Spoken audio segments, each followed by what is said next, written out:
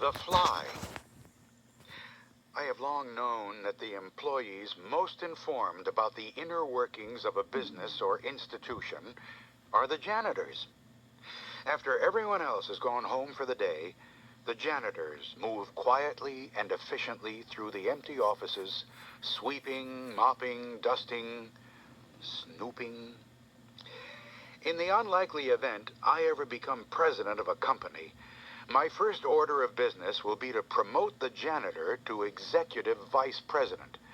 Then I'll call him into my office and say, "All right, Herb, I want you to tell me what's going on in the company. Care for a drink before we begin? I think I have a bottle of scotch around here someplace." "Lower left drawer of your desk," Herb will reply. "Right behind your box of El Puffo cigars, which I might add are excellent." I am something of an authority on the janitorial profession, having swept my way through 4 years of college. By graduation, I had cleaned and snooped every building on campus. Janitoring was an education in itself, and my only regret is that I didn't barter some university secrets for a full professorship. As the only tenured sophomore on the faculty, I might have had more luck with girls. My first janitorial assignment was in a creepy old science building. To an English major, all science buildings are creepy, but this one was creepier than most. It housed an abundance of icky things. A container occupied by a mass of ugly little beetles working diligently to clean the flesh off skeletons. Cages filled with thousands of flies buzzing angrily over not being able to get out and annoy people. A dissection room where jars of pickled pink things lined the shelves. A human skeleton dangled unhappily from a metal hanger. And ominous stainless steel coolers lined the walls beneath grotesque charts of persons wearing not only no clothes, but no skin. Yuck! My first night on the job, Phil and Steve, the other 2 student janitors, took me on a tour of the building.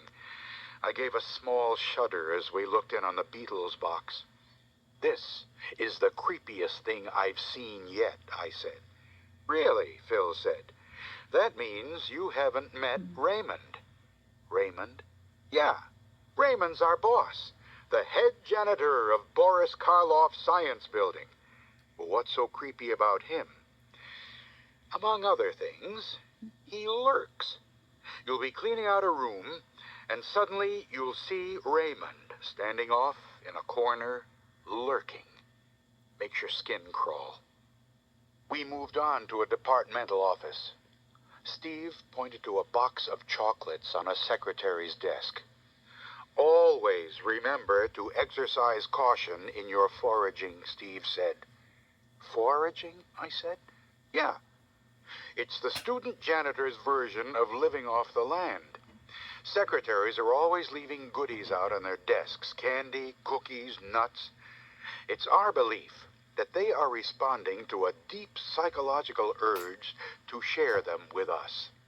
On the other hand, there is a remote possibility that the secretaries intend these goodies solely for their own consumption. Therefore, in an effort to avoid hostilities between secretaries and student janitors, it is best if you sample the goodies in such a way that the foraging goes undetected. Do I make myself clear? We don't want to get caught stealing goodies." "Correct." Steve then demonstrated his goodie-snitching technique, lifting one edge of the lid of the chocolate box slightly and peering through the crack. He explained that he was looking for a booby trap. I laughed. "No joke," Steve said. "Also, in the case of chocolates, make sure the one you select hasn't been tampered with. A secretary over in sociology loaded a massive charge of chocolate-flavored laxative into a choice morsel and almost wiped out Charlie Fisk." "That's terrible," I said. "Yeah, and poor Charlie wasn't even the one who ate it. He was just an innocent bystander. So be on your guard." Later that evening, I met Raymond. Only a few years older than I, the head janitor was a pudgy, pasty fella in bib overalls who obviously treasured his power over three impoverished student janitors. His piggish little eyes shone with the happy and sadistic malice often found in persons given authority far in excess of their intelligence. "So, this is what they sent this time," he sneered at me by way of greeting. "Probably don't know one end of a broom from the other." "The big end goes on the floor," I said. "Did I get it right?" "Oh ho," Raymond replied. "I see I got me another wise guy to go with the other two." "Well, I'm going to be watching you, and I better not find a speck of dust in any of the rooms you clean. Just for smarting off, you can clean the floor that's got the room with all them caged flies." Raymond allowed himself a shudder. "Flies give me the willies ever since I saw that movie, The Fly. The one with Vincent Price in it. Guy got turned into a fly. Ugh, nasty. Hope you enjoy cleaning the fly room." Whatever his other shortcomings, Raymond proved true to his threats. He hounded me constantly from then on, and Phil and Steve didn't make out much better. Raymond was creepy, too. I would be cleaning an office, and all at once, the short hairs on my neck would snap to attention. I'd glance around, and there would be Raymond, in a shadowy corner, watching, lurking, smirking. "Raymond's really got me spooked," Phil said one night. "This guy is too weird.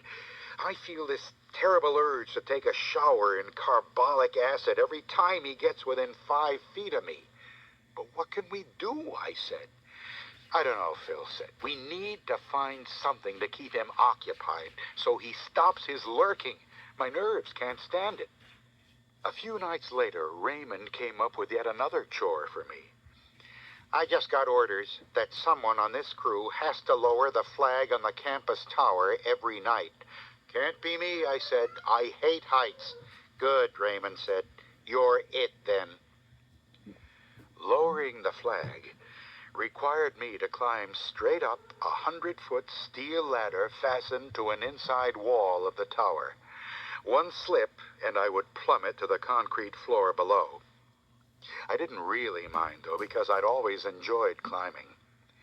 After lowering and folding the flag, I took a few moments to look out over the campus and enjoy a few moments free from the lurking presence of Raymond.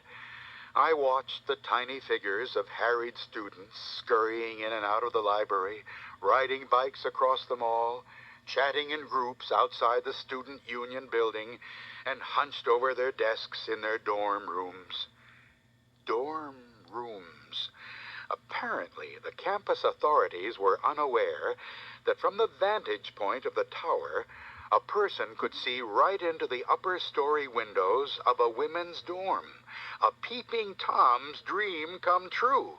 Naturally, I was appalled. Upon returning to the janitor's room, I complained to Raymond. "I hate this job. My hands get so sweaty I could lose my grip on the ladder and fall and go splat all over that concrete floor." "So, you go splat," Raymond said. "I don't see the problem. There just ain't no way you're going to get out of lowering the flag. That's it. I don't want to hear no more about it." "Okay," I said. "Oh, by the way, did you know that it's possible to see right into the windows of a women's dorm from the top of the tower? If some sleazy, slimy pervert ever got access to the tower, I'm sure he'd have a field day." All right, stop your whining," Raymond said. "If you hate climbing the tower so much, I guess I'll have to lower the flag myself." Although I never expected to find any redeeming qualities in Raymond, he soon demonstrated a profound sense of patriotism, or so I assumed from the fact that it took him an hour or more every night just to lower and fold the flag. I expected to be congratulated by my fellow janitors for providing us with some relief from Raymond, but Phil and Steve were both shocked. "Don't you realize what you've done?" Phil said. "You've allowed that creepy pervert to violate the privacy of the women's dorm. The very least you could have done is turn the job over to me. Sure, I'm a pervert, but at least I'm not creepy. I soon drifted into a comfortable routine of janitoring. Sweep, sweep, dust, dust, snoop, snoop. Out of the old American belief that it's wrong to steal, I made every effort to resist foraging. But one night, my conscience was pinned to the mat by a can of mixed nuts on a secretary's desk. Phil was sick, and I was cleaning one of his floors, one where he had apparently been foraging excessively. I decided that the secretary wouldn't mind my liberating a measly nut or two for the purpose of easing the hunger pangs of a famished student. Forgetting Steve's warning about booby traps, I popped off the can's lid, and a spring-loaded rubber snake shot out and arrested several of my vital functions. To further complicate matters, the snake sailed all the way across the room and hid under a piece of furniture. It took me nearly an hour to find the thing and compress it back into the nut can. Foraging was not without its wear and tear on the nervous system, largely because of the secretary's immaturity, as evidenced by their childish practical jokes. The icy winds of winter eventually snuffed the flame of Raymond's patriotism. He was soon back to lurking, and I was soon back to lowering the flag. I heaved a sigh of relief upon discovering that even on the top floor of the dorm, the women were closing their window blinds at night. As winter tightened its grip on the campus, the lives of the student janitors seemed to alternate between the twin horrors of study and work. To introduce a little excitement into our boring existence, we began to plot little practical jokes to play on Raymond. Phil and I decided to first test out a prank on Steve to see what bugs needed to be worked out before pulling it on the head janitor. We unscrewed half the light bulbs in the dissection room, leaving a large area in shadow. On the night of the experiment, I arrived at the test site too late to assist. Phil had gone ahead without me. By the time I got there, Phil was hooking an arm back onto the skeleton, and Steve was standing, ramrod straight, with his back to us. I got the feeling Steve might be a little disgusted that we would use him to test out a prank. "How'd it go?" I asked Phil. "Okay," Phil said. "Steve was sweeping that dark corner when the skeleton reached out and grabbed him by the neck." "So it worked pretty well?" "Nothing spectacular," Phil said. "No screams or anything. Anyway, it's getting late. Why don't you go get a hand cart, and we'll stand Steve on it and wheel him down to the faculty lounge and see if a cup of coffee won't limber him up enough to finish cleaning the lab." Phil decided not to pull the skeleton arm trick on Raymond because, as he said, it might prove fatal. That would leave only Steve and me to clean the whole building. We thought of dozens of practical jokes to pull on Raymond, but none of them ever seemed to work out. Then one night, I was sweeping up the fly room when an idea occurred to me. I got a hose from the supply room and ran it up into one of the cages of flies, who responded by increasing their volume of buzzing to a deafening hum. Pulling the other end of the hose after me, I crawled under a nearby desk to await Raymond's inspection tour. The head janitor arrived shortly, muttering irritably to himself as he checked for dirt and dust. "What's this?" he muttered. "The fool left his cart outside the door and his broom still there. Where'd he go?" He yelled out my name, or one of the names he frequently applied to me. I spoke into the hose in a high, squeaky voice. From the cage of the flies came the tiny, pathetic plea, "Help me! Help me!" After Raymond's departure, I removed the hose from the cage and put it away. Somehow the handle of my broom had been snapped in two and the chair knocked over, and there were some rubber traction marks on the linoleum, but no great damage had been done. Oh, I nearly forgot the scratches on the door where Raymond had tried to claw his way through. before remembering to turn the doorknob. Apparently, Raymond had become entangled in my janitor's cart because I found it tipped on its side halfway down the hall, with waste paper scattered hither and yon, and even still fluttering out of the air. There was no sign of Raymond.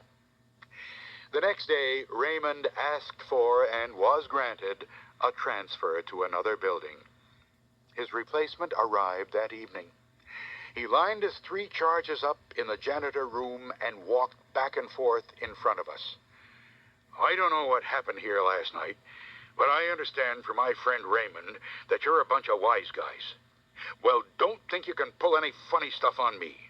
I'm going to be watching you every minute. I find a speck of dust or dirt anywhere, I'm going to chew you up and spit you up. Now, any questions? Just one, I said. What's that? You ever see that movie, The Fly?